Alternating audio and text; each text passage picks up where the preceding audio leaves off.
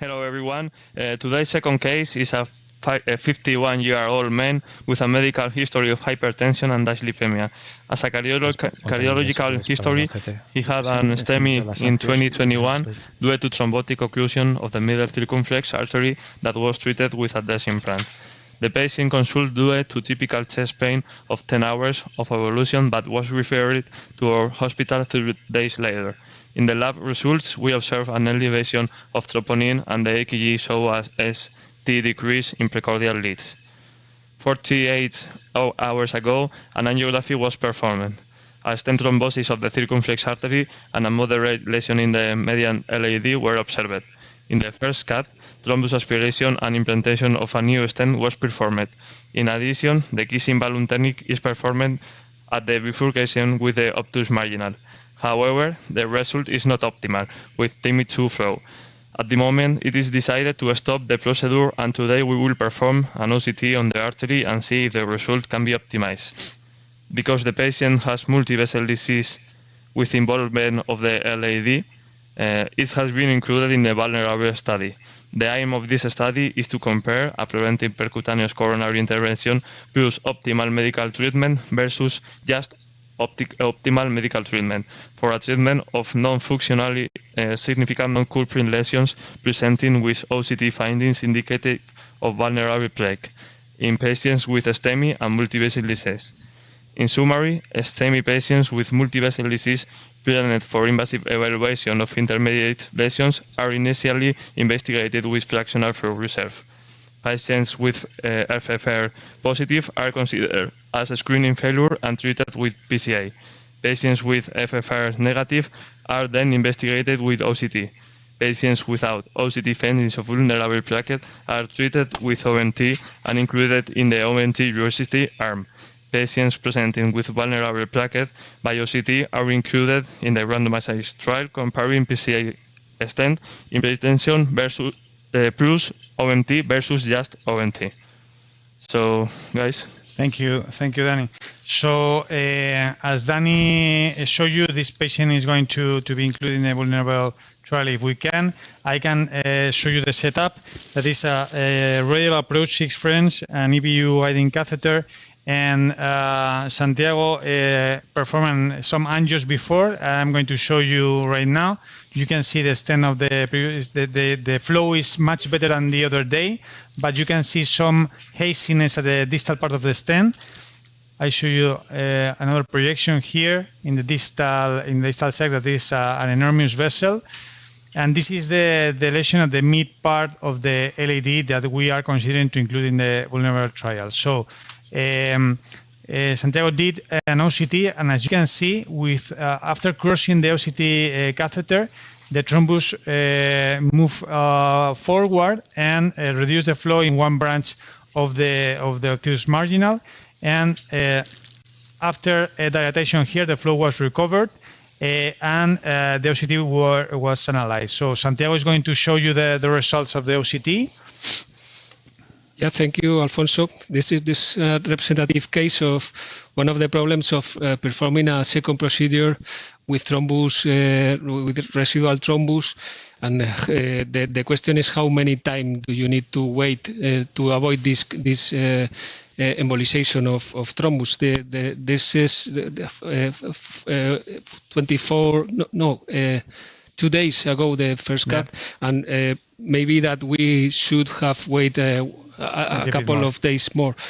Well, the OCT show, as you can see here, this is the distal part of the stent. There's red thrombus firmly attached to the distal part of the stent. And in this middle part of the stent, you can see how there are 2 layers of stent. There is the previous stent that was completely occluded due to a very late stent thrombosis, and this is the amount of thrombus that is between the 2 layers of the stent.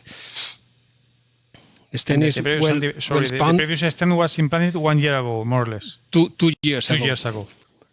In other hospital, we don't have so much information, but we know that it's 2 years, and the patient receive 1 year of double antiplatelet therapy. You can see that the standard with blood 2 days ago is good expanded. In the very proximal part, there is mild malapposition. It's only 1 quadrant. And there are still remnants of thrombus in the proximal border. We have commented the case and we have decided not to touch because the risk of new embolization, and we think that we should wait maybe 1 month or even 2 months to evaluate again this stent if the amount of thrombus is resolved and there is a bigger malapposition, then we should post-dilate this stent. This is the proximal part of the bifurcation. You can see that the stent is near the ostium of the marginal that is clean, or no thrombus at this point, and the proximal part of the vessel is not significantly diseased, as also the left main. So in this point, we are going to pass to the LAD to investigate, as Daniel said, an intermediate lesion. If we find signs of vulnerability by OCT, and to include in this multi-center Spanish trial to investigating the potential treatment of vulnerable plaques. Okay, thank you, Santi. So we are moving in the screen from the OCT to the IBUS FFR layout, please. And we are using the Comet wire. This is prepared, ¿no? Okay. Vamos a sacar la otra, ¿no? Para no tener interferencia con la otra guía. Bueno, sí que no sé cómo de estable está catéter, pero bueno, lo que quieras. Yo creo que sí, la sacamos y para calibrar, para ecualizar. So we are retrieving the first wire from the circ, and we are advancing the Comet wire through the LAD.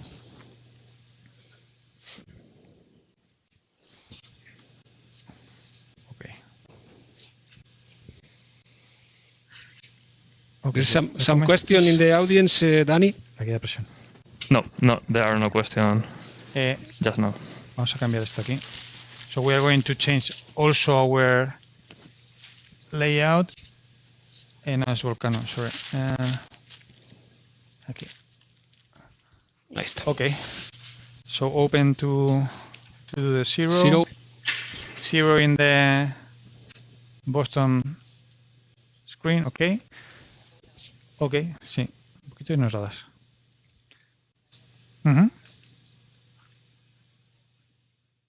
Okay.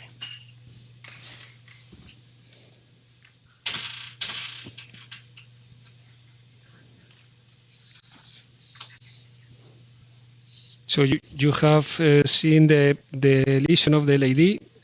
The first step is to evaluate functionally with FFR. Of course, if the FFR is positive, the patient needs to be treated. There is no place for the study. But if the lesion is not functionally significant, then we study with OCT to evaluate vulnerability of the lesion. Okay, we have 2 questions, 3 now. The first of all is, please tell us more about this wire, Comet wire. About this, sorry? The Comet, the pressure wire, because they don't know in the USA. Okay. Well, the Comet wire is a pressure wire. Tenemos que ecualizar. Sí. Distributed here by Boston Scientific. ¿Ecualizas, por favor? It has the possibility of performing a non-hyperemic index, the DFR, and also the FFR using adenosine or regadenosine or whatever. And it's quite some advantages are that it is quite easy to plug in and out from the wire to the connector, and also the wire is quite good. Yo creo que esté aquí. To use as a conventional workhorse wire because it is. Vamos con un poquito de suero. Tenemos adenosina. it is probably one of the best characteristics that is performed as the Asahi wires. No, so it's a very good wire to use for a functional measurement. Another question, Danny? Yeah, the OCT system that we are using. What is? Hay un drift, no está bien que lo he ecualizado. Pero hemos ecualizado, que estoy con las preguntas, no me he enterado. No, que no estaba bien ecualizado, había un drift estaban las curvas paralelas, pero no. So we are using the Abbott system OCT. The next one is... No sé en qué punto estáis, que yo estoy con la oreja. No, que estaban las curvas paralelas, pero fuera de rango. Entonces he sacado para comprobar que está bien hecho la ecualización. Está, ¿no? ¿Podemos ecualizar otra vez?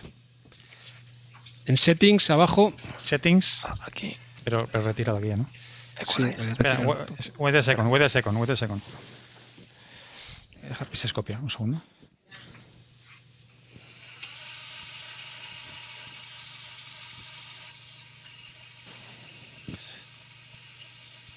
Okay.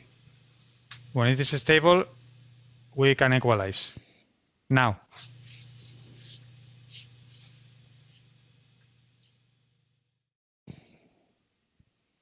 One. Perfect. Vale, let's go. Ahora ya avanzamos. So we're going to advance the wire. And then we can answer more questions. Yeah, the wire is the Comet pressure wire, GAT wire from Boston Scientific. ¿Confirma la posición? Sí. The OCT system is Abbott. What is your algorithm between selecting OCT and EBUS? So in this study, we are trying to select the vulnerable plaque. So they are using just OCT, no EBUS. In this study, the third parameters that we analyze to evaluate the vulnerability is the amount of lipid plaque, the thickness of the Firo's cap, that is a measurement that is only visible with OCT, and the third is the plaque burden. Okay, let's do firstly the DFR. Probably you can put DFR just for curiosity, because we have to do FFR for this study. Danny, if you can change DFR. And do a measurement here, please, Rec.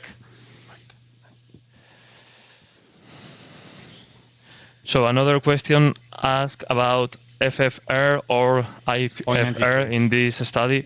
We can do another one, Yep. DFR, and give us the adenosine, please. We are using intracoronary adenosine.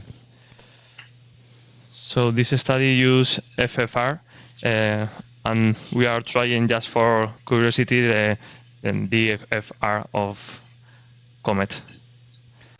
Another question, or we can continue with the FFR? Pasamos a FFR, por favor. FFR, okay. Another question asked about the more important in this procedure, the imaging or the physiology. Both, because we have to confirm that the functional repercussion of this lesion is not severe, and then study with OCT the vulnerability. So this is a combined approach that is quite interesting, and we will see. We are starting with the FFR measurement with intracoronary adenosine. Para empujarlo. We are missing how many micrograms? One more question. 60 por cc, voy a ponerle 3 para empezar. Que es 180, okay. Yeah, one more question asked about... We are looking the ECG. Just a second, Danny. Yeah. We are measuring the adenosine. ¿Le dais a grabar? Okay. Tosa un poquito. Tose un poquito. Ya está, vale. Vale. Okay. Okay. Yeah. The adenosine have been effective. Okay, estamos grabando, ¿no? Yeah. Okay, stop. So FFR 0.91, we can review it, Danny, to see if there is another point with lower FFR, but what I see is that the FFR is negative. Yeah, it's clearly negative. It's clearly negative, no? Yeah, clearly. Okay. And yeah. So there was another question before the OCT. We can prepare the OCT. Yeah. Vale, vamos a retirar para ver que estamos bien en el catéter guía. Yeah, one more question is about the treatment we use to make the FFR. If we only use adenosine or other agents. Adenosine Or other agents like adenosine. No, we are using the majority of times adenosine because we have a lot of experience with this drug, but we are using more and more regadenoson, especially in patients with some respiratory issues, with asthma or bronchospasm. So in this case, we have used intracoronary adenosine, and as you have seen, it has been is so effective. Okay. So I have retrieved to be sure that there are no drift in the wire. Okay. We can disconnect this, no, to be more comfortable. Yeah, you can disconnect to perform the OCT. I don't know if you are seeing my hands with the camera. Yeah. Yeah, and look, this is quite easy. You push the button, and this is disconnected, and it's the same to connect again. So we're using this wire to perform the OCT and eventually the PCI if it is needed. So this is a crucial part of the study. We are doing the OCT, and then the analysis of these results are crucial to include or not the patient in the study because it needs to have some criteria of vulnerability in the plaque. Danny. Another question. How distal do you place the catheter for FFR? Yes, it's a good question. I think just distal to the lesion is enough. Probably in this case we have gone much more distally, but it's negative even there. So we are sure that the result is negative. If you think that there is some distal disease, or this is a focal lesion, so we could be go more distal, but I think is not necessary in this case. We only want to analyze the focal lesion of the mid-LAD. Me si hace falta más cable, me dices. Entiende un poquito. Vale, voy a arder. Pon eso, 16.4. Ahí puedo apoyar. Ponemos la ventana de OCT.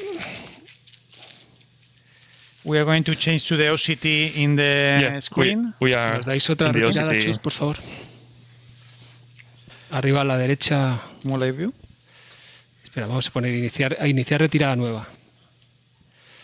Continuar.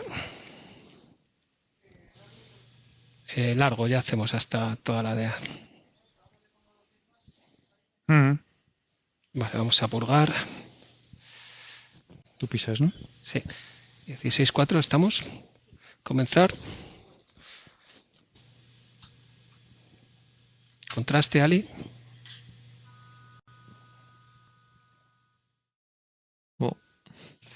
Can see how the OCT has induced a slow flow. Let's see the characteristics of the plaque. This is quite a tactic vessel, no? It's similar than the CERC. No sé qué estamos haciendo un poquito aquí, pero de estamos liando. Nitro, Ali, porfa. Espera, que está aquí liado. Espera, Santi, despacio, que está aquí liado. Ok. Vale, okay. Déjalo ahí. Vamos a revisar. Dame un poquito de nitro cuando puedas. We're going to review the flow after the OCT, and then we start the analysis of the contraste. Okay.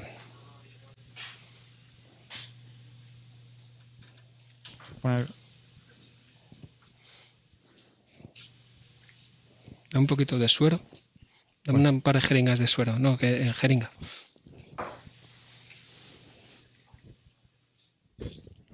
Y un poco más de nitro. Y como tenemos adenosina en la mesa, dámela también. Sí, adenosina. You have seen there is some slow flow there.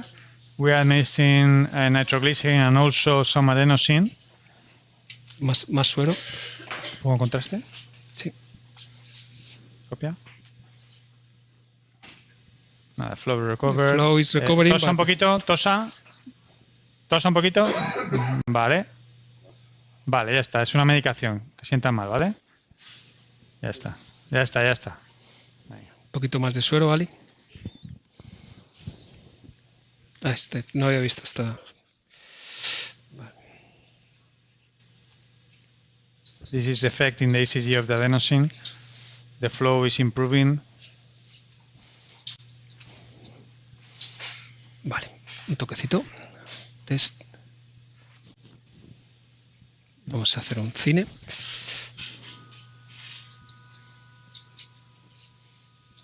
Okay. The flow is recovered now. Okay, let's check the OCT.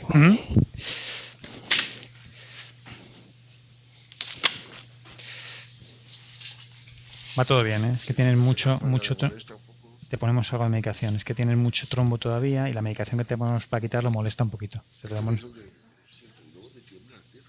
Bueno, no te preocupes. Tú intenta estar lo más tranquilo posible y ya está. Fenomenal. Te ponemos frente un poquito. Te ponemos medicación para que estés mejor, ¿vale? So we are reviewing the OCT and if the plaque. This is the distal LAD that is healthy vessel with the 3 layers. There is some fibrous plaque in this point. You can see the structure of uniform and highly brilliant, quite highly refractive Image, no? And you can see here the image is changing. Now we can see a lipid pool in this part of the vessel. You can see that in this point the vessel wall is visible, but due to the high attenuation of the lipid tissue, we cannot see where is the vessel wall. And in some point we need to measure the thickness of the fibrous plaque. So the first criteria I think is fulfilled or something? It's lipid, yeah, it's a lipid plaque. In this case, more than 270. In this case, nearly 3 quadrants. Okay. And in some point, the fibrous tissue is nearly in contact with the lumen, so probably it's a thin cap fibroateroma. I think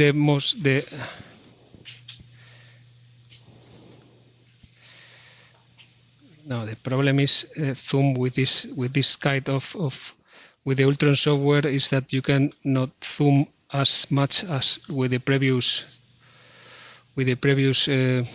software. But if you feel in this point that the fibrous tissue, the lipid tissue is nearly in contact with the lumen, so this is the part of the fibrous cap that is more reflective, more brilliant. And in this point, we have a thin fibrous cap. So I think that this plaque can be considered a thin cap fibroateroma. You want to measure something of the cap, yeah, or you can measure. Sorry. Okay. And the problem is to make measurement with zoom. It's a limitation of this software. No, but probably it's a thin cap. I think that the cap, the more right part, could be even on the top of the image, from probably here to here. Yeah. About 70 microns. No? Okay. I think the second criteria is fulfilled, and we have to calculate even outside in the control room the plaque burden. It's quite difficult to. I'm seeing the proximal part of the LAD. Okay. So to measure the plaque burden, it's a limitation with OCT in the point of maximal stenosis, because the lipid tissue does not allow. There is another point of fibrous tissue, and you can see a line of highly reflective tissue that this zone probably correspond to macrophages in the plaque. So we need to estimate the plaque burden in the relation between the minimal lumen area and at this point of the maximal stenosis and a reference point in the distal border of the plaque. Could be here. But I think we can measure that, but it's not necessary to fulfill the 3 criteria. With only 2, it's enough to include the patient in the study. So I think we can randomize and act. Okay.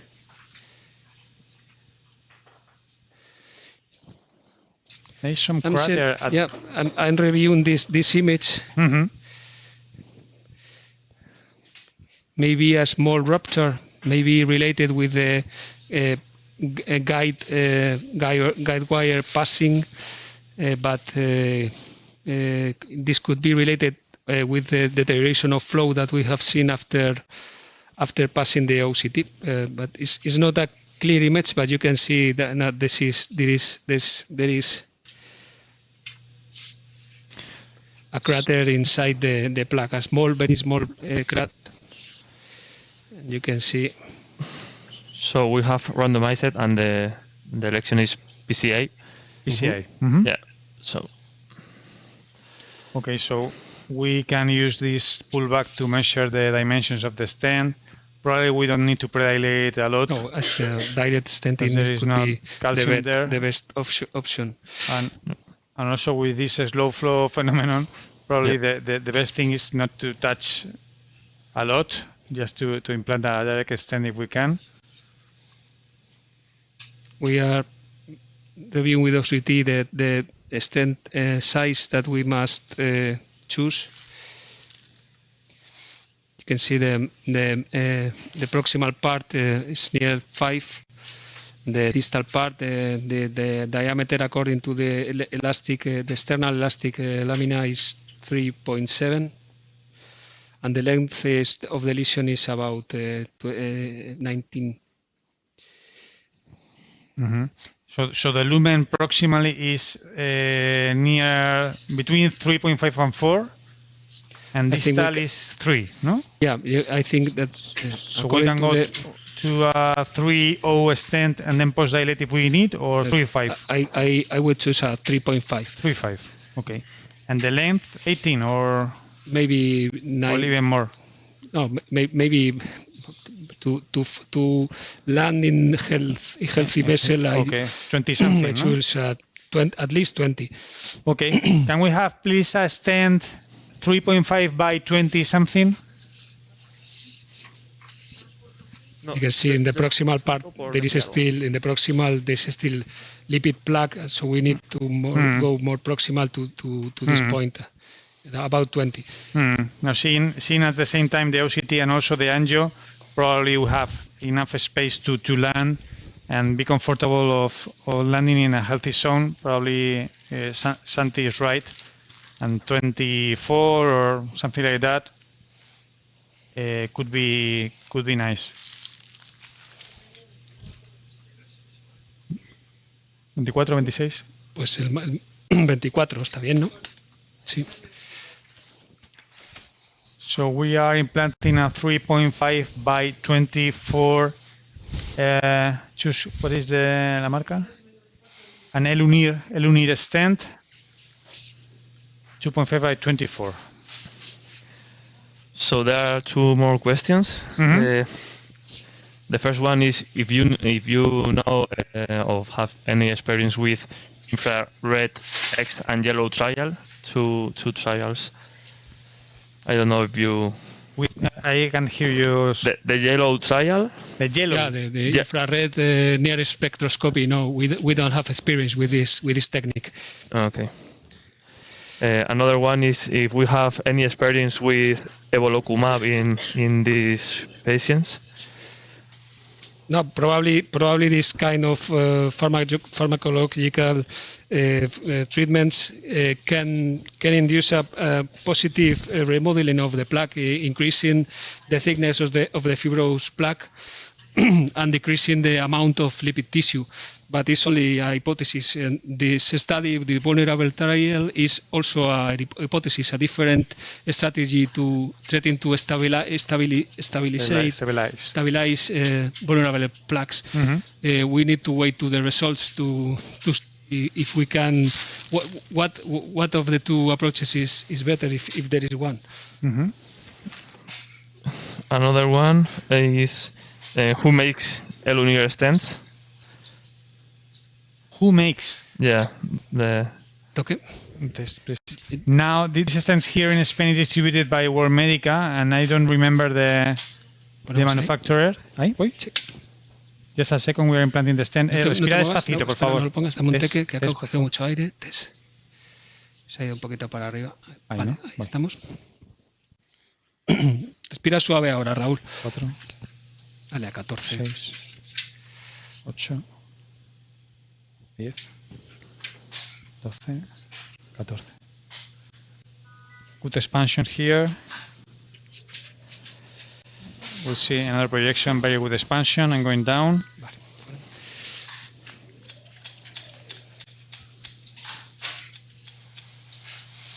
Dame una jeringa, por favor. So we can review it with OCT again, or? Yeah.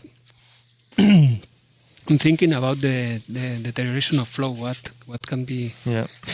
I don't know. happens? Probably these are ectatic vessels with the same. I have this suspicion of there would be thrombus inside the lesion, but in the OCT there is no thrombus. Yeah, probably it's a good point of vulnerable plaque. Sí, sí, sí. Another question is if we feel that these type of cases are well represented in the FAME trial. In the FAME trial. In the FAME, in which FAME? Yeah, this is a good question. It's a question for the audience. Which FAME do you mean? When I think that when we are thinking in this type of plaques, we don't think about the functional repercussion. No. We must think in the future what events could induce these plaques, and OCT is the technique that can give us some information about the risk. Yeah, no. For example, the presence of macrophages or vascularization inside the plaque are features that have been correlated with clinical events in the CLIMA trial, for example. And I think that The FAME. Sí, sorry. No, the FAME trials are related to a stable coronary artery disease, not these kind of patients that are a STEMI or an ACS patient with, you have seen, an acutely occluded vessel, a stent thrombosis, and also this clearly vulnerable plaque. So probably the FAME trials primero antes de pasar a ver si estamos bien. does not represent this patient.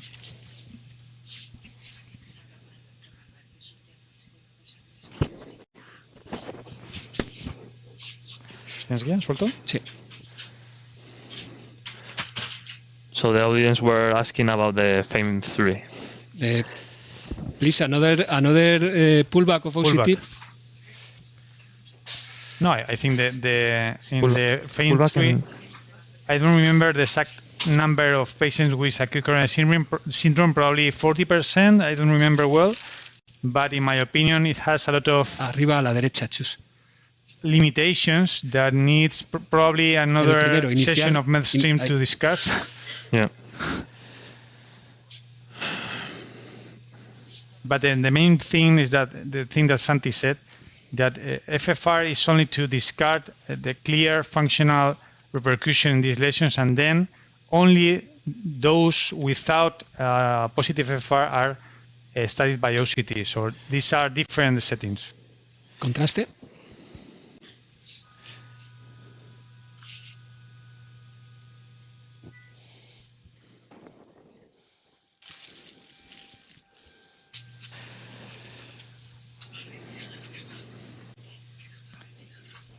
This study is led by a couple of good friends of us, Josep Gomez Lara and Enrique Gutierrez, that probably should be here answering these questions. But we are happy to be part of this very important trial.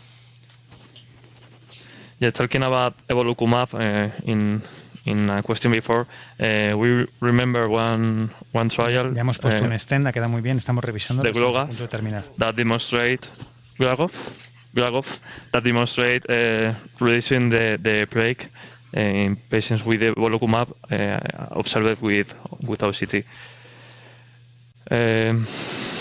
Well, Santi, would you like to comment the?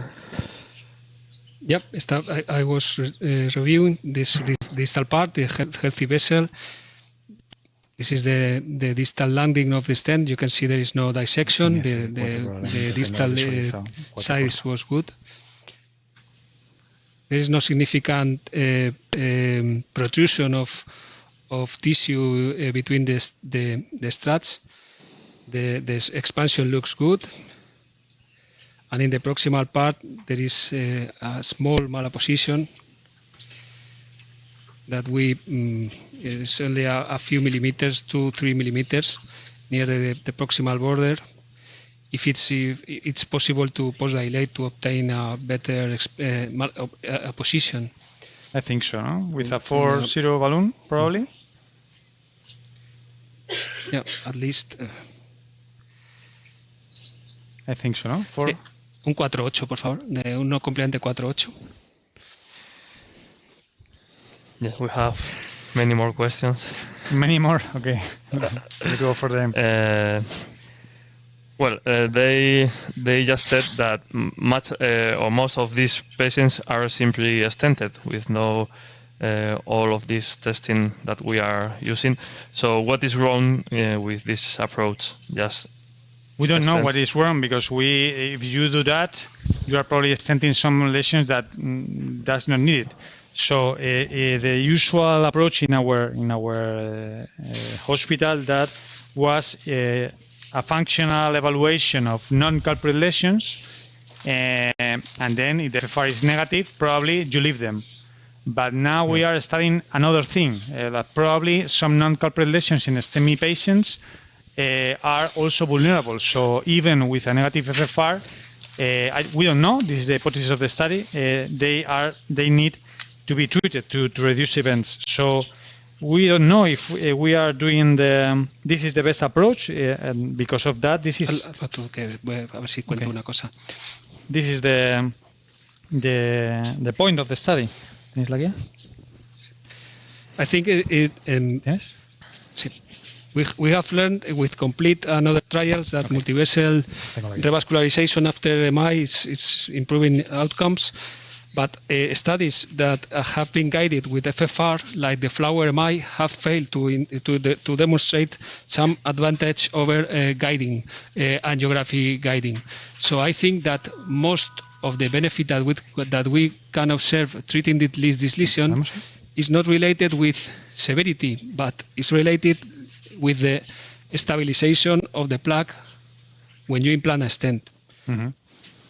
Okay. ¿Vale? ¿Un poco más distal o ahí vale? Yo creo que vale, era solo el bordecito, sí. Okay. I don't think if we have answered the question. It's just discussion, interim discussion. We have post-dilated the proximal edge of the stent. Test, please. Probably there are no correct answers until the trial is completed. One more question is if the Dr. Valentin Fuster is involved in this trial. No. It's a Spanish initiative of the Spanish Association of Interventional Cardiologists. It is a multi-center trial. Yeah, it's led by Enrique and Josep and promoted by EPIC, the session, Foundation EPIC, and I don't know how many centers we are involved, probably 20 or I don't know. I don't know exactly. No. I don't know, but this is one of the studies that Valentin is not involved. But ¿Quieres hacer otra OCT o terminamos? Yo creo que terminamos, ¿no? Sí, porque no vamos a posdilatar más. No, we are not doing more. Que vamos a ver another projection. Un pequeño test, one probably. Cómo está el vaso, ¿vale? Ok, cuando quieras.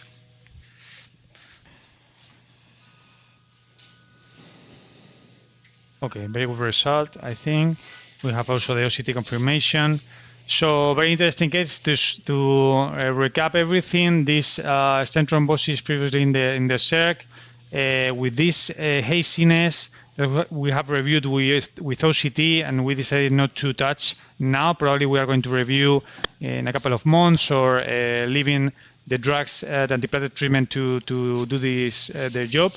and this vulnerable plaque, non-culprit vulnerable plaque in the LAD that has been randomized to the trial, to the arm of treatment, and we have implanted a linear stent guided by OCT with post-dilatation, and this good result. Another question, Danny, to finish, or? The last question is talking about if statins can be important in these lesions to stabilize the plaque.